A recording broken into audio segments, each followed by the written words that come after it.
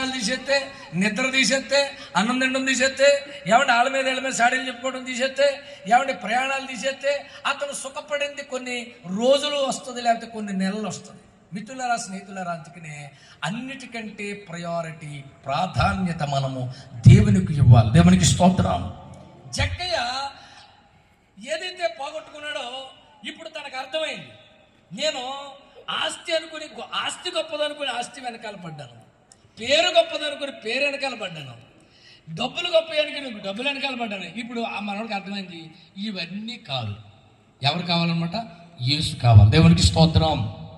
యేసు ఎవరో అని అతడు ఏం చేశాడనమాట, ఏమండి ఆయనను వెతకడం ప్రారంభించాడు. ఈ రాత్రి మిత్రులారా, స్నేహితులారా, బైబిల్ చెబుతోంది మనం కలిగి ఉన్న దేవుడు ఎంత గొప్పోడో, మనం వెంబడిస్తున్న దేవుడు ఎంత గొప్పోడో, మనం ఆరాధిస్తున్న దేవుడు ఎంత గొప్పోడో నీకు అర్థమైతే, ఏమండి ఈయన తప్ప నువ్వు ఇంకేమి ఏం చేయవు, కోరుకో, ఈయన్నే కోరుకో, ఈయన్నే వెంబడిస్తు.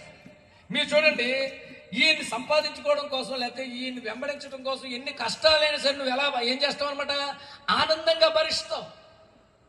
మీరు చూడండి, యోబు జీవితంలో మీరు చూడండి, ప్రభువును వెంబడించినందుకు యోబు జీవితంలో ఎన్నో కష్టాలు, ఎన్నో ఇబ్బందులు ఎదుర్కోవాల్సిన పరిస్థితి వచ్చింది.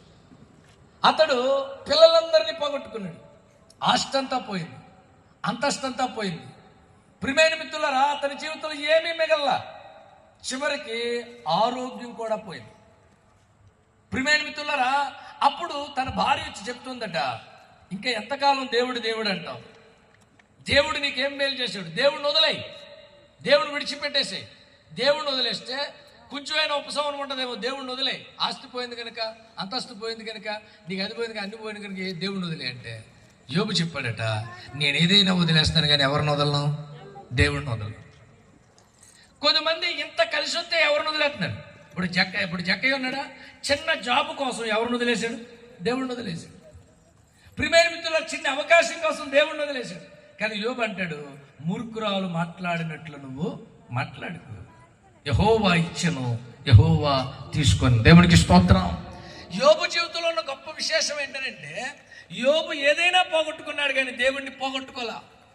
ఈరోజు ప్రియమైన మిత్రులారా, దేవుడు సర్వసుఖాలు ఒక పక్కన పెడితే మనం త్యాగం చేయాల్సిందే. సర్వసుఖాలు త్యాగం చేసినా పర్లేదు, దేవుడిని మాత్రం త్యాగం చేయకూడదు, దేవుడిని మాత్రం పోగొట్టుకోకూడదు.